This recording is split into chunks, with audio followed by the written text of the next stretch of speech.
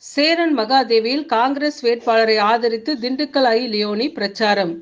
சேரன் மகாதேவியில் காங்கிரஸ் வேட்பாளரை ஆதரித்து திண்டுக்கல் ஐ. லியோனி தீவிர பிரச்சாரம் செய்தார். நெல்லை பாராளுமன்ற தொகுதியில் போட்டியிடும் காங்கிரஸ் வேட்பாளர் ராபர்ட் புரூசரை ஆதரித்து சேரன் மகாதேவி பஸ் நிலையம் அருகே திறந்த வேனில் நின்று திண்டுக்கல் ஐ. லியோனி தீவிர பிரச்சாரம் செய்தார். அவர் பேசுகையில், பெண்களின் கல்வியை உயர்த்த, பெண்களுக்கு மகாலட்சுமி திட்டம் மூலம் வருடத்திற்கு 1 லட்சம் ரூபாய் வழங்கிட, இளைஞர்களுக்கு வேலை வாய்ப்பை உருவாக்க, பெட்ரோல் டீசல் விலையை குறைக்க, கேஸ் சிலிண்டர் விலை ரூபாய் 600 குறைக்க, மாணவர்களின் கல்வி கடன்களை ரத்து செய்ய, விவசாயிகளின் கடன்களை ரத்து செய்ய, வெற்றி சின்னமாம் கை சின்னத்திற்கு வாக்களியுங்கள் என கேட்டுக்கொண்டார். இதில் தலைமை செயற்குழு உறுப்பினர் பிரபாகரன், ஒன்றிய செயலாளர்கள் முத்துப்பாண்டி என்ற பிரபு, முத்துகிருஷ்ணன், நகர செயலாளர் மனிஷா, செல்வராஜ், மாநில பொதுக்குழு உறுப்பினர்கள் அபுபக்கர், தோமுச கணேசன், சேரன் மகாதேவி பேரூராட்சி தலைவர் தேவி ஐயப்பன், கூட்டுறவு பண்டகசாலை தலைவர் ஐயப்பன், மாவட்ட அமைப்பாளர்கள் கூனியூர் வக்கீல் பிரகாஷ், அன்வர் உசேன் மற்றும் திமுக, காங்கிரஸ், மதிமுக, விடுதலை சிறுத்தைகள் கட்சி உள்ளிட்ட கூட்டணி கட்சி நிர்வாகிகள் பலர் கலந்து கொண்டனர். கள்ளக்குடி கொண்ட கருணாநிதி வாழ்கவே, மக்கள் உள்ளம் குடி கொண்ட உண்மை தலைவர் வாழ்கவே, கள்ளக்குடி கொண்ட கருணாநிதி வாழ்கவே, ஸ்டாலின் நம்ம ஸ்டாலின், நம் கழகம் காக்கும் ஸ்டாலின், கலைஞர் படைக்கு தளபதி, நல்ல இதயங்களுக்கு அதிபதி, ஸ்டாலின் நம்ம ஸ்டாலின், நம் தமிழக முதல்வர் ஸ்டாலின். வரலாற்று சிறப்புமிக்க இந்த திருநெல்வேலி பகுதியில் இந்தியா கூட்டணியுடைய வேட்பாளராக நம் நெஞ்சங்களில் எல்லாம் நீங்காது நிறைந்து தனது நலத்திட்டங்களால் மக்களுடைய இதய சிம்மாசனத்தில் அமர்ந்திருக்கின்ற நம் திராவிட மாடல் முதல்வர் தளபதி மு.க. ஸ்டாலின் அவர்கள் அமைத்த இந்தியா கூட்டணியினுடைய இந்திய தேசிய காங்கிரஸ் கட்சியினுடைய வேட்பாளர் அருமை சகோதரர் ராபர்ட் புரூஸ் அவர்களுக்கு கை சின்னத்திலே வாக்களித்து பெருவாரியான வாக்கு வித்தியாசத்திலே வெற்றியடைய செய்ய உங்களை அன்போடு கேட்டுக்கொள்வதற்காக நேற்று வரைக்கும் சூதான வெஜ்ஜமலை, சித்திமலை, சிவன்மலை, கொல்லிமலை, கொலகமலை, இந்த 10 மலையிலையும் தேடி கண்டுபிடிக்க முடியாத ஒரு பழத்தை எடுத்து அந்த பழத்தை வந்து சாணம் வைக்கிற மாதிரி பேசிக்கிட்டு இருக்கேன்னா, ஏற்கனவே டில்லியில இருந்து ஒருத்தர் வெள்ள தாடிக்காரர் வந்து 5 தடவை லேகியை இங்க வச்சுட்டு போயிருக்காரு. அவர் லேகியத்தை ஒரு பையில வாங்கல. அதனாலதான் திரும்ப இன்னொரு தடவை இப்ப கிளம்பி வர போறாராம் 9ஆம் தேதி. அவர் இன்னும் 1000 தடவை வந்தாலும் அவரோட பாட்சா இங்க பலிக்காது. காரணம், இது தந்தை பெரியாரும் பேரறிஞர் அண்ணாவும் முத்தமிழறிஞர் டாக்டர் கலைஞரும் பெருந்தலைவர் காமராஜரும் ஊட்டி வளர்த்த சுயமரியாதை மண்ணு. அதனால இந்த இடத்துல 1000 தடவை அவர் வந்து நாடகம் போட்டாலும் நடக்காது. நம்ம சகோதரிகள் எல்லாம் பாக்குறாங்க, யாரோ ஒருத்தர் உட்கார்ந்து இருக்காருன்ட்டு அப்புறம் நான் மேல வந்தேன்னா, அட இவரு நம்ம டிவியில பேசுறவர்ல அப்படின்னு ஒரு அம்மா பார்த்துட்டு வர்றப்ப இன்னொரு அம்மா வண்டியை நிப்பாட்டியே என்னை கேட்டுருச்சு. டிவியில பார்த்தா கிழமை மாதிரி தெரியுங்க, நேர்ல நல்லா இருக்கீங்களான்னு. நேர்ல நாங்க நல்லா இருக்கிறது காரணம், நான் போட்டிருக்கிறது திமுக துண்டு. டிவியில கிழமை மாதிரி இருக்கிறதுக்கு பவுடரை போட்டு உட்கார வச்சிருப்பாங்க. யார போனாலும் கிழவனை ஆக்கிடுவாங்க. இன்னொரு அம்மா பாக்குது, டிவியிலே 1.5 மணி நேரம் பேசுவானே, என்னைக்கு பேசி முடிக்கிறது, காலெல்லாம் வலிக்குது, ஏற்கனவே 5:30 மணியில இருந்து நின்றுகிட்டு இருக்கான் அப்படின்னு நீங்க எல்லாம் கோபமா நிற்பீங்கன்னு நினைச்சேன். ஆனா உங்களுடைய மலர்ந்த முகத்தை பார்க்கும்போது என்னுடைய தங்க தளபதி தலைவர் மு.க. ஸ்டாலினோட ஆட்சியில நீங்க எல்லாம் மகிழ்ச்சியா இருக்கிறது நல்லா தெரியுது. காரணம், இப்ப நான் வந்திருக்கிறது திருநெல்வேலி மாவட்டம். இந்த திருநெல்வேலி மாவட்டத்துல ஓடுற ஒரு அற்புதமான ஆறு தான் தாமிரபரணி ஆறு. அதனாலதான் கவிப்பேரரசு வைரமுத்து பொற்காலம்னு ஒரு படத்துல ஒரு பாட்டு எழுதினார். தஞ்சாவூர் மண்ணை எடுத்து தாமிரபரணி தண்ணிய விட்டு சேர்த்து சேர்த்து செஞ்சது இந்த பொம்மை, இது பொம்மை இல்ல உண்மை. எத்தனையோ பொம்மை செஞ்சேன் கண்ணம்மா, அது அத்தனையும் ஒன்ன போல நின்னுமா, பதில் சொல்லம்மா. தந்தானே தந்தானே தந்தான குயிலே, சாமி தந்தானே தந்தானே என்னோட மயிலே. தஞ்சாவூர் மண்ணை எடுத்து தாமிரபரணி தண்ணியை விட்டு, தஞ்சாவூர் ஆறு எதுனா அது திருநெல்வேலி மாவட்டத்துடைய தாமிரபரணி ஆறு. அதனால இந்த மண்ணில் பிறந்தவங்களுக்கு அவங்களுக்குன்னே ஒரு வீரம், ஒரு சுயமரியாதை, ஒரு தனித்தன்மை இருக்க நெல்லை சீமையில. நான் ஒவ்வொரு ஊருக்கும் போனாக்க அங்க இது மாதிரி சாதனையெல்லாம் கொடுத்தாங்க நம்ம உடன்பிறப்புகள். அது மாதிரி ஒவ்வொரு ஊருக்கிட்டே ஒரு வயசானம்மா சொல்லிட்டு போகுது, நீயோனைய கூட்டிட்டு வர சொன்னா யாரும் ஆடி மேய்ச்சினவனை வச்சு பட்டிமன்றம் நடத்துறாங்க. ஒரு தடவை பட்டிமன்றம் பேச போயிருந்தா, பட்டாசு தொழிற்சாலை தொழிலாளர்கள் சார்பாக இந்த வெடி மாலையை மாணிக்க மாலையாக போடுகிறோம்னு வெற்றி வெடியை அந்த வெடியை அணுகுண்டு எல்லாம் வச்சு ராக்கெட் வெடியெல்லாம் ஒரு நூல்ல போட்டு விட்டாங்க. போட்டுட்டு என்ன சொல்லிட்டாங்க, பட்டிமன்றம் முடிகிற வரைக்கும் இதை கலக்கிறாதன அப்படின்ட்டாங்க. முன்னால ஒருத்தன் தம்ம பத்த வைக்கிறான் தீர்த்தில. நான் பார்த்தேன், அவன் தூண்டுனான்னா எனக்கு அதான் கடைசி மேடை. திருநெல்வேலியில ஒரு பட்டிமன்றம் நடத்தணும்னா ஆளுக்கு இருட்டுக்கடை அல்வா, ஆளுக்கு அரை கிலோ. அது மாதிரி ஒவ்வொரு ஊர்லயும் ஒவ்வொரு விதமான பொருள் கொடுப்பாங்க. ஆனா என்னுடைய தலைவர் தளபதியாருடைய அந்த நலத்திட்டங்களுக்கு மக்கள் மீண்டும் அவருக்கு கொடுக்க போறது லட்சக்கணக்கான வாக்குகளை கொடுத்து என் தலைவருடைய நலத்திட்டங்களுக்கு அவருக்கு மீண்டும் பரிசாக கொடுக்க போறாங்க.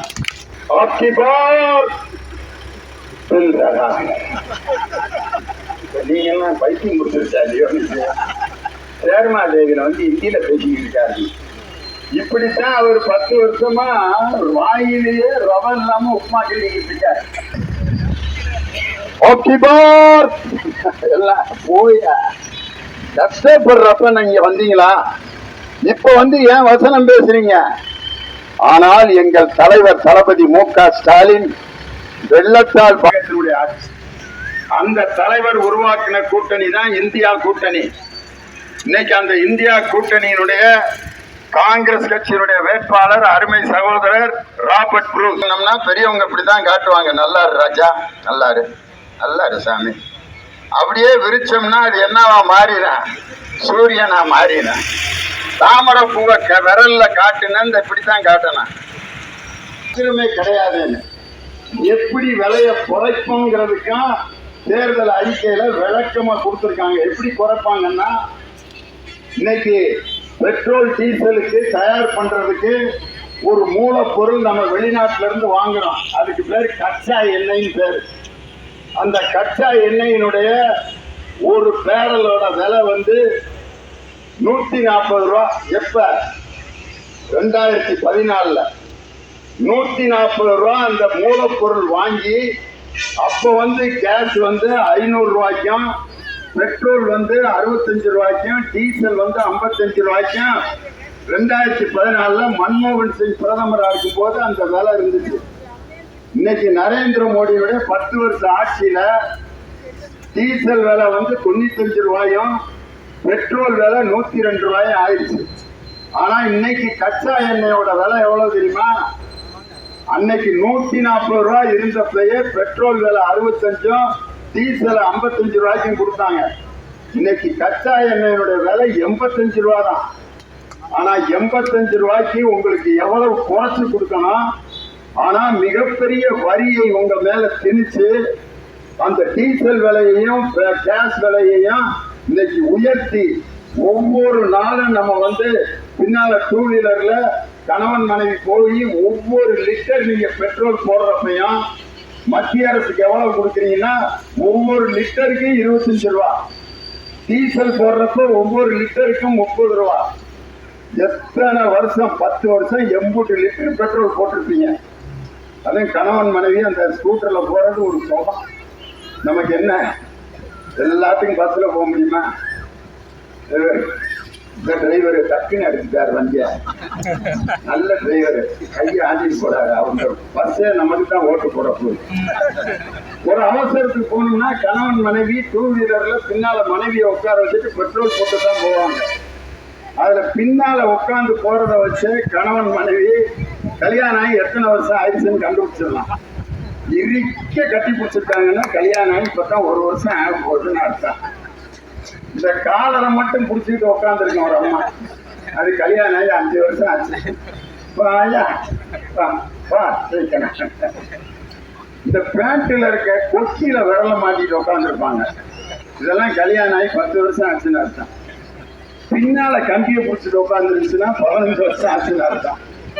கம்பியே பிடிக்காம உட்காந்துருச்சுன்னா 20 வருஷத்துக்கு மேல ஆயிடுச்சுன்னு அர்த்தம்.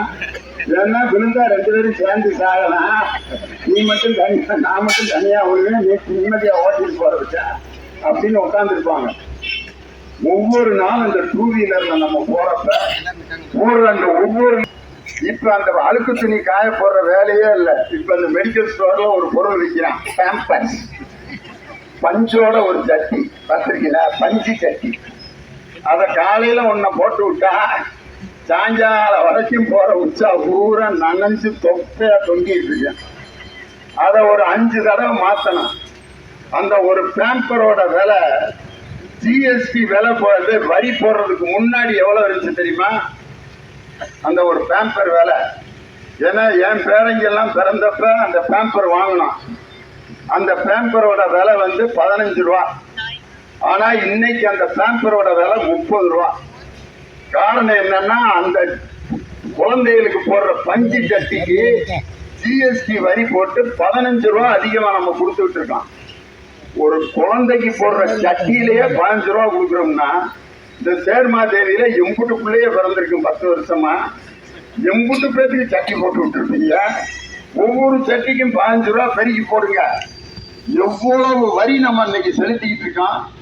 ஆனா அந்த வரியெல்லாம் வாங்கிக்கிட்டு திரும்ப நமக்கு எவ்வளவு கொடுக்கணும்? 1 ரூபா நம்ம வரி கொடுத்தா நீங்க ஒரு 25 ரூபா எடுத்துக்கிட்டு 75 ரூபா எங்களுக்கு கொடுங்க. அதையும் கொடுக்கறதில்ல. 1 ரூபா நம்மள்கிட்ட வாங்கிட்டு 29 காசு தான் திருப்பி கொடுக்குறாங்க. இது தமிழ்நாட்டுக்கு செய்து கொண்டிருக்கக்கூடிய மிகப்பெரிய துரோகம். ஆனால் இந்தியா கூட்டணி ஆட்சிக்கு வந்தால் அந்த கச்சா எண்ணெய் விலை இன்னைக்கு 85 ரூபா இருக்கிறதுனால பெட்ரோல் டீசல் விலையை மீண்டும் 55 ரூபாயாவும் 65 ரூபாயாவும் கொண்டு வருவோம்னு உறுதி கொடுத்திருக்காங்க. காரணம் வாக்குறுதி நம்பால் மோடி இருக்காரு, அழுத்தி விடுவாரு. ஒரு புத்தகமே போட்டிருக்காங்க, மோடி சொன்ன பொய்கள். உலகத்துல எந்த பிரதமருக்காவது இப்படி ஒரு புத்தகம் போட்டிருக்காங்களா? ஒரு புத்தகம் நிறைய பொய் சொல்லியிருக்காருன்னா பாத்துக்கங்க ஐயா. அதே மாதிரி அவர் எந்த மேடை, தமிழ்நாட்டு மேடைக்கு வந்தா மட்டும் இப்படி ஒரு கும்பிடு போடுவார். யாராவது இப்படி ஒரு கூல கும்பிடு போடுற பிரதமரை நீங்கள் பாருங்க. இவர் என்னைக்காவது அப்படி கும்பிட்டு இருக்காரா? எங்க ஆவுடைய அண்ணாச்சி மகன் அப்படிதான் கும்பிடுவாரு அண்ணாச்சில இருந்து. ஆனா நம்பால் பத்தியில பாருங்க, இப்ப நான் கும்பிட்டேன்னா வண்டிக்கு அடியில போயிடுவேன். அந்த மாதிரி கும்பிட்டேன்னா யார வேணாலும் உலகத்துல நம்பிடலாம். இந்த கூழ கும்பிடு போற ஆளை மட்டும் நம்பவே கூடாது. ஒரு கலெக்டர்கிட்ட ஒரு ஆள் இப்படித்தான் பியூனா இருந்தான், சுப்பிரமணியா வந்து. அவன் கலெக்டர் கூப்பிட்டா, சுப்பிரமணியா ஐயா ஐயா, ஆமாங்க ஐயா, சரிங்க ஐயா, சுப்பிரமணியா சொல்லுங்க ஐயா, சொல்லுங்க ஐயா, ஐயா ஐயா, செருப்படுத்து வைப்பேன், வேட்டி எடுத்து வைப்பேன், பேண்ட் எடுத்து வைப்பேன். கூப்பிட்டா புடுகுடுன்னு ஒடியாந்து கையை கட்டி இந்த அப்படியே தான் நிற்பான். 15 தடவை கும்பிடு போடுங்க. ஒரு தடவை என்ன ஆகி போச்சுன்னா, கலெக்டர் வீட்டுல ஒரு கேணி இருந்திருக்கு, கிணறு. அதுல வாளியில மொண்டு குளிச்சுட்டு இருக்காரு. யாரு? கலெக்டர். திடீர்னு சிலிப்பாகி கிணத்துக்குள்ள விழுந்தாரு கலெக்டர். சுப்பிரமணிய அப்படின்னு கத்துறாரு கலெக்டர். வந்துட்டான் சுப்பிரமணியம். ஐயா ஐயா ஐயா, ஐயோ எங்க ஐயா கிணத்து ஐயா அப்படின்னு பயிரை கொண்டு வந்து போடுறேன். கலெக்டர் வந்து கைத்தை பிடிச்சிட்டு, வேற வாங்க ஐயா, ஐயா என் தெய்வமே, என் தெய்வமே ராசா, ஐயா வந்துரியா வந்துரியா அப்படின்னு தூக்கிட்டு இருக்கான். பாதி கிணறு வேற வந்துட்டாரு கலெக்டர். திடீர்னு இன்னொரு பியூன் ஒரு ஆர்டர் கொண்டு வர்றேன். கலெக்டரை வேற மாவட்டத்துக்கு மாத்திட்டாங்கடா, புது கலெக்டர் வந்துட்டாரு அப்படின்னு விட்டுட்டான் கையில. கலெக்டர் மேட்ரு முடிஞ்சிருச்சு. அப்புறம் கலெக்டர் சுப்பிரமணி இந்த கும்பிடு போட்டியாரா? கும்பிடு போடுற ஆளுதான் இதே வேலைதான் பார்த்தேன். மோடி சொன்ன பொய்கள் அப்படின்னு ஒரு புத்தகம். பாருங்க, ஜவஹர்லால் நேருல இருந்து எத்தனை பேர் பிரதம மந்திரி பார்த்திருக்கான். எந்த பிரதமர் காடி இப்படி புத்தகம் போட்டிருக்காங்களா மேடம்? பாருங்க மேடம், மோடி சொன்ன பொய்கள். உண்மையில இது ஒண்ணு போதும் மோடியோட கதை முடிய போகுதுன்னு அர்த்தம். வட இந்தியால எல்லா மாநிலமும் மோடிக்கு எதிராக திரும்பிருச்சு. குஜராத்ல பாத்தீங்கன்னா ஆம் ஆத்மியும் காங்கிரஸ் சேர்ந்து வாங்கின ஓட்டை கூட்டினா குஜராத்ல ஒரு எம்பி கூட ஜெயிக்க மாட்டான்னு எழுதிட்டான். யாரு? மோடியோட சொந்த மாநிலத்துல. உத்தரப்பிரதேசல அகிலேஷ் யாதவ் வந்த அவருடைய கட்சியும் ஆம் ஆத்மியும் காங்கிரஸும் ஒன்னா சேர்ந்து உத்தரப்பிரதேசல நின்னா பிஜேபி டெபாசிட் கூட வாங்க முடியாது அப்படின்னு உத்தரப்பிரதேசல டேரா காலி.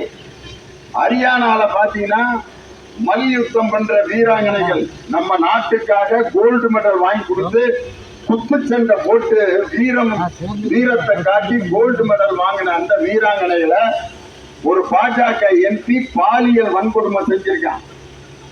அவனை இதுவரைக்கும் கைது செய்யல, அவனுக்கு எந்த தண்டனையும் கொடுக்கல. அதனால ஹரியானால அந்த மத்திய அமைச்சர் உள்ள வந்தோன்ன அந்த மல்யுத்த வீராங்கனைகளை சேர்ந்த எல்லா பெண்களும் ஓட ஓட விரட்டி பாஜக மோடி கோ பேக் அப்படின்னு இருக்காங்க. ஹரியானால டேரா காலி. வட இந்தியாவிலாம் அவங்களுடைய டேரா காலி ஆனதுனாலதான் இப்ப வரிசையா ஒருத்தரா வந்துகிட்டு இருக்காங்க. இன்னைக்கு ராஜ்நாத் சிங் வந்திருக்காரு, நேற்று ஜேபி நட்டா வந்திருக்காரு, நாளைக்கு அமித்ஷா வர்றாரு, நாளை மறுநாள் மோடி வர்றாரு. இன்னும் மோடி ஜாடி அமித்ஷா குமிஷா குட்கா நட்டா பொட்டா கிட்டா யாரு வந்தாலும் 40க்கு 40 தமிழ்நாட்டில் ஜெயிப்பது உறுதி. இன்னைக்கு எப்படி ஜெயிக்கலாம்ங்கிறதுக்கு பாரதிய ஜனதா போட்ட பிளான் இன்னைக்கு அம்பலமாயிருச்சு. நம்ம ராபர்ட் ப்ரூஸை எதிர்த்து போட்டியிடுற நயினார் நாகேந்திரன் 4.5 கோடி ட்ரெயின்ல கொண்டு வந்திருக்காங்க பாருங்க. ஒரு 50,000 ரூபாய் பாக்கெட்ல வச்சாலும் ட்ரெயின்ல தூக்கம் வர மாட்டேங்குது. ஒரு 10,000 ரூபாய் பக்கத்துல பையில வச்சிருந்தா கூட பக்கத்துல இருக்க கூட திருடி மாதிரி தெரியுதான் நமக்கு. யாருறாங்க பாக்கெட்ல பார்த்துட்டு இருக்கேன். கண்டக்டர் எங்க போகணும், நான் எங்க போனா உனக்கு என்ன, இவனும் 10,000 ரூபாய் பாக்குறான் போல இருக்கு. 10,000 ரூபாய் வச்சிருக்கவனே நடுங்குறேன். 4.5 கோடி சாக்குல கட்டி கொண்டு வந்திருக்காங்கன்னா எவ்வளவு தில்லு இருந்தா இந்த வேலையை செஞ்சிருப்பாங்க. மக்களை எல்லாம் விலை கொடுத்து வாங்கக்கூடிய செம்மறி ஆடுகளை போல் நினைத்துக் கொண்டிருக்கும் இந்த பாஜகவின் முகத்திரையை கிழித்து நம்ம ராபர்ட் ப்ரூஸ் கை சின்னத்துல மிகப்பெரிய வாக்கு வித்தியாசத்துல வெற்றி அடைய போராடுங்கிறது இன்னைக்கே முடிவாயிடுச்சு. பாஜக மோடி வர்றாரு, ராஜ்நாத் சிங் வர்றாரு, நட்டா வர்றாரு, அமித்ஷா வர்றாரு, ஆகா ஓகா அப்படின்னு ரோடு சோனா என்ன அர்த்தம்? காட்சிதான். இந்த சர்க்கஸ்ல ஆடுவாங்க வச்சுங்களா, பல ரிப்பன்களை நம்மளாம் அப்படியே கை தட்டுவோம் அருமையா. அதே மாதிரி பல வேஷங்களை எல்லாம் போட்டு ஒவ்வொரு நாட்டுக்கும் போய் காசுகளை வாங்கி அம்பானிக்கும் அதானிக்கும் தான் கொடுத்திருக்காரு. அதே மாதிரி எத்தனையோ பிரதமர்களை பார்த்திருக்கீங்க தம்பி, நீ இதையும் பாருங்க. இவ்வளவு வேஷம் போட்ட ஒரு பிரதமரை எங்கேயாவது நீங்க பாத்திருக்கீங்களா? எத்தனை கிட்டப்பு பத்தீங்களா? தலப்பா மட்டும் 15 கலர். இங்கிட்டு பாருங்க, இது பூரா இது கம்மி பெருசாகணுன்றதுக்காக வச்சிருக்கேன். இது இன்னும் ஒரு நடிகர் வேஷம் போட்டு நடிச்சா நம்ம சந்தோஷப்படலாம். ஆனா ஒரு பிரதமர் வேஷம் போட்டு நடிக்கிறாருன்னா அதுல உள்நோக்கம் என்னன்னா மற்ற நாடுகள்ல காசை கறந்து அவங்களுடைய பணக்காரர்களுக்கெல்லாம் கொடுக்கறதுக்கு தான். அதனால ஒரு வேஷம் போட்டு நடித்துக் கொண்டிருக்கக்கூடிய கவர்ச்சி வார்த்தைகளை வைத்து உங்களை நம்ப வைத்து கழுத்தறுத்துக் கொண்டிருக்கக்கூடிய நரேந்திர மோடி, அவருக்கு பல ஆண்டுகளாக பஜனை பண்ண எடப்பாடி பழனிசாமி. இந்த பஸ் எங்க போகுதுன்னு இந்த களக்காடு, இந்த அங்க ஒரு பஸ் வருது, திருநெல்வேலி, நாங்குநேரி, கன்னியாகுமரி, பத்தமடை போகுது. ஊரு பேர் போட்டு பஸ்ல போனா தான் நீங்க எந்த ஊருக்கு போகணுமே ஏற முடியும். போர்டே இல்லாத ஒரு பஸ் டிரைவர் ஓட்டிட்டு வர்றாரு. ஒரு அக்கா கை காமிச்சு எங்க போகுது அப்படின்னா உட்காருக்கான் போகுது. உன் ஊர் வந்துச்சுன்னா இறங்கிக்க. எங்க போன்னு சொல்லியா அது போக உட்காருங்க அப்படின்னா இந்த டிரைவரை என்ன நினைப்போம் நம்ம? இந்த போர்டு இல்லாத பஸ் வேற யாரும் இல்ல, எடப்பாடி பழனிசாமி தான். தமிழர்களின் உரிமையை நான் பாதுகாக்க போறேன். யார்கிட்ட போய் பாதுகாப்ப? ஒண்ணு காங்கிரஸ் ஜெயிக்க, இல்லாட்டி நீ நினைக்கிற மாதிரி மோடி ஜெயிப்பாருன்னா யாராவது ஒருத்தட்ட தானே நீ தமிழர்கள் உரிமையை பாதுகாக்க முடியும். போய் டெல்லியில நான் தமிழர்களின் உரிமையை பாதுகாக்க போகிறேன் அப்படின்னா யாரா நீ போல அப்படிம்பாங்க.